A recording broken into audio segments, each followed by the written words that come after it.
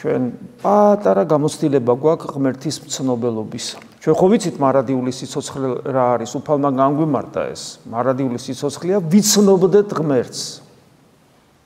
და როცა ადამიანი ოდნავ მაინც გამოცდილებას იძეს თუ რა არის ღმერთის მცნობელობა, როგორც წესი ეს ცნობელობა გვენიჭება არა ჩვენი ღვაწლის, არა ჩვენი დამსახურების, არა ჩვენი სიკეთეების, არამედ უპირველეს ყოვლისა ღვთის მოწყალების გამო დაუმსახურებლად ქრისტიანმა ესეც უნდა იცოდეს, რომ ეს დაუმსახურებლად არის და რადგან ჩვენი ბუნება ჯერ ამისთვის მზად არ არის, არ ჩვენი პიროვნება არ არის მზად, რომ მუდმივად გქონდეს ეს მდგომარეობა, ამიტომ ეს მდგომარეობა პერიოდულად გვეძლება და იშვიათად ან ძალზედ იშვიათად.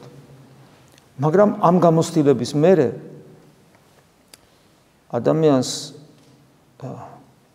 ამის გარეშე უკვე, ანუ ღმერთის გარეშე, სული ეხუთება.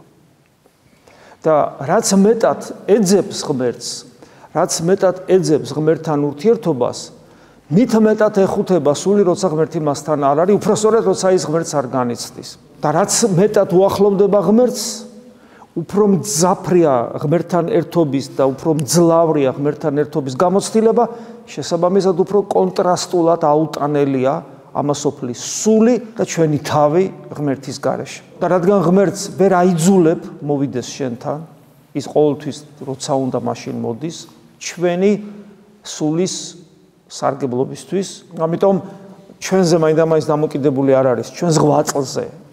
ერთადერთი, რასაც შეიძლება იყოს დამოკიდებული ღმერთი ჩვენთან ყოფობა, ეს არის ქრისტეს დარის სიმდაბლე, რომელიც აბა სად არის და ჩვენ სადა ვართ.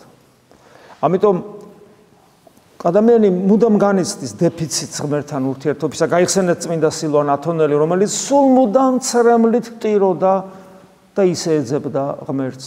დანარჩენი, რაც ღმერთის გარეშეა, ეს არის სამწუხაროდ მუდმივი სიბნელე, გნებავთ დავარქვათ სიკვდილი, სულიერი სიბნელე და სულიერი სიკვდილი, რომელსაც ადამიანი ასევე განიცდის და მგლოვარებს ამიტომ. ამიტომაც არის გახსოვთ, ნეტარიყვნენ მგლოვარენი, რამე თუ იგინი ნუგეშინის ცემულ იქმნე. მგლოვარენი. აი ეს მგლოვარება, ეს წუხილი, ეს ტანჯულობა უღმერთობიდან გამომდინარე, რომელსაც მორწმუნე განიცდის. ეს არის წინაპირობა შემდგომ ნუგეშინის ცემის.